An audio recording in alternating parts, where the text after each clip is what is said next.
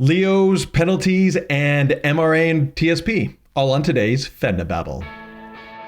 This is Fednobabble, where Kevin and Cassie make federal retirement benefits understandable for humans like you.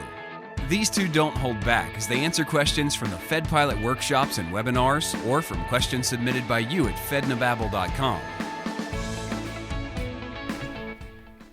Welcome, Cassie. Hello. Good to have you here. Hello. Hello. Good to have you, Kevin. Yes. Let's do some questions. Here's the All first right. one. I am a Leo and will turn 57 with 29.4 years. That's very precise. Very specific. Is there any way to get to 30 years for the retirement benefit? What say you? So, okay, this is a kind of a funky one because Leo, law enforcement officers, part of special provision, they have a mandatory retirement age of 57. And for them, well, they're trying to get to 30 years. Mm-hmm. The first question is, why are you trying to get to 30 years? Because it really doesn't matter, does it? I mean, as far as eligibility for retirement, it doesn't matter. Right. Not if they're law enforcement officer, because they can be 50 with 25 years of service or 55 with 20 years. Okay. Wait, I was thinking that was backwards. I think actually 50 no, with it's any 20. age with 25 years. Any age with 25 years. So 50 with 20 and any age with 25 years. So he's going to turn 57. So he's over the 50. So he could retire, or she could retire at 20 years of service, which this person is way over that. So unless they're trying to get a trophy for 30 years, there's no need.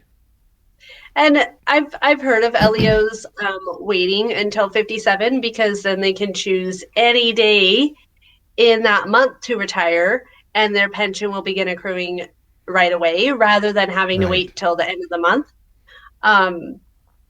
So that's been a thing. And other times, LEOs, though, will receive waivers, but that's mostly if they have less than 20 years. So, for instance, if somebody is hired in at, the age of 40, then they might get a waiver to get to age 60 so they can qualify with the 20 years minimum required for LEO service. But typically, if somebody has over the 20 years and they're 57, I mean, the only way to get past the 29-year-4 mark would be with sick leave if they want to increase their pension amount. But there's no real benefit, there's no need necessarily to having that extra time. Like, it's not going to add or change the percentage factor for those years past 20 so that they can increase their pension. I mean, it will increase their pension just based on the extra months, but there's no other reason for that, if that makes sense. And it'll only increase their pension at the 1.0 level, not even the 1.7 level. So now this is something that I've seen, excuse me, recently, where someone was wanting to retire, going off of the wrong rules, not realizing that they could retire already. So I wonder if this person, which could be the case, is trying to retire, waiting, not realizing that they can retire right now. Right. This happens all the time. You would be surprised the amount of lack of information for certain types of employees. Yes. People think that the regular FERS eligibility rules apply to everybody, and that's simply not the case. There are many exceptions out there. LEOs, firefighters, air traffic controllers, they all have their own set of rules because they're special provision employees.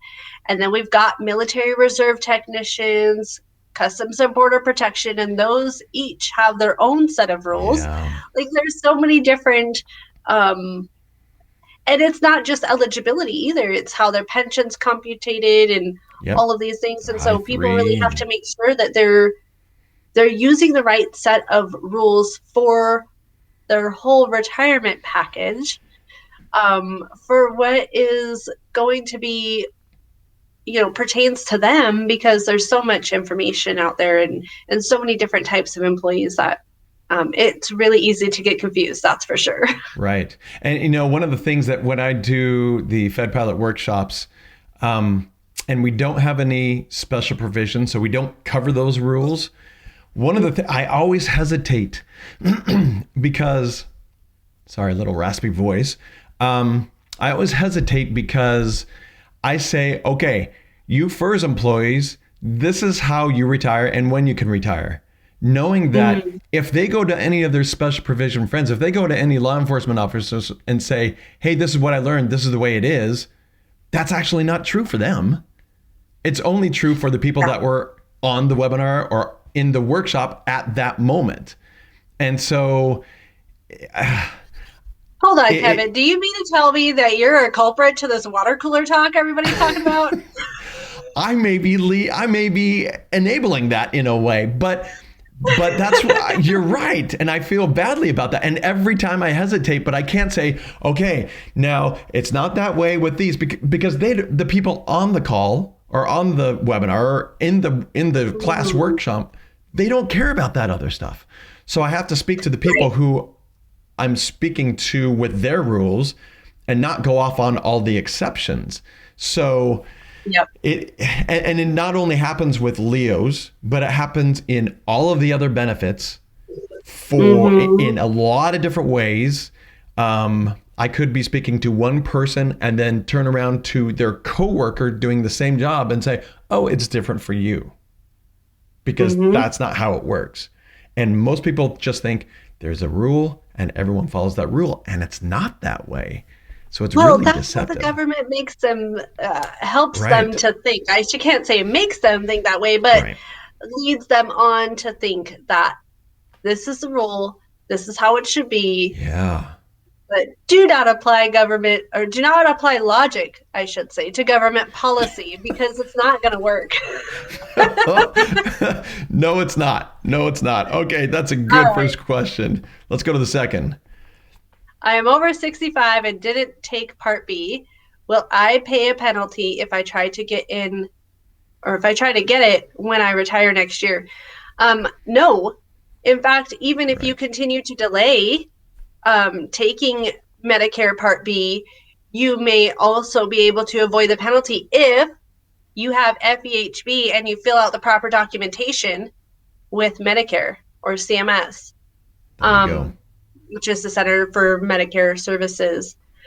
You can go to cms.gov or medicare.gov, either one of those websites, and you'll be able to search for the form that you need to avoid the Part B penalty because you have an employer-sponsored program. The other thing is that you can, what will happen is when you retire, if you want to get into Medicare Part B, you will have an 8-month special election period to be able to do that, because you have separated from service, but you're not losing employer coverage. So that's why I said you can continue without Medicare Part B and still avoid the penalty, but you do have, you'll avoid it if you also decide to elect during the special election period once retired. Yeah, that's an easy one. Yeah, the answer is no. Great. Although I'll just throw in Part A. Part A, when you turn 65, even if you're working, you get, because... Yeah, typically that one's automatic, and there's no fee to it, so that's nice. Yeah, really easy. Okay, next one. Can I retire at age 55 and access my TSP without penalty, even if my MRA is 57? Well, if your MRA is age 57, you're not retiring at 55. That's unless you're a special provisions employee and you have the correct years of service. So let's say that they are special provision, then yes, you can. But if you're not special provision, then yeah, like you said, you're not retiring. It's not. You're not retiring. You're going to go out on you're going to go out on a deferred pension. You're not going out on an immediate pension, which then disqualifies you. Or no, hold on. I have to think about that. I want to say they have to retire on immediate pension to be eligible to have penalty access. I believe penalty-free access. I believe that's true. From their TSP. I don't get this question very often because it's not common. Typically, if somebody's made it to 55 and they have so many years in service, they're waiting till age 57 to either receive their MRA plus 10 retirement or to fully retire. But yeah, I want to say they have to retire on a immediate pension. I would have to look that one up. Yeah, I believe so. I think you're right on that one. So yeah, that's an easy one too. Just overall, no, you can't. So as watching this and listening to Cassie and I go back and forth, you can tell that some answers are really, really simple to answer. It's just, there it is. Here's a few things and we're done. Other ones are, oh my goodness, we got to get pretty involved and it's only going to specific people at specific times. And it gets really, really complicated. And that's why it's so important to be able to go figure out what your retirement is going to look like well before you retire, so that you are setting yourself up in the right way, so that when you do retire, you're not having to make all these adjustments at the last minute trying to figure out, okay, well, how do I put myself in the best spot? No, you're already in the best spot because you have a plan and you're going forward. So as Cassie and I always say, if you want to get a comprehensive report on your benefits, just go to Fednobabble.com and let us know, and we will get you in touch with one of our trusted, one of the professionals that we work with in our trusted network, and free, no cost, no obligation, and you'll be able to know what your next steps are, no matter if you're 20 years or 2 months from retirement. Yep. Oh, and the answer is no. I just checked my notes. They do have to retire. Look at you go. With an immediate pension. It can't be a deferred retirement to get that penalty-free access. So wait till your MRA until you separate from service if you're looking at needing that money from TSP in order to make it financially. Good. See how quick she is? See that? See that? I love that, Cassie. Good job.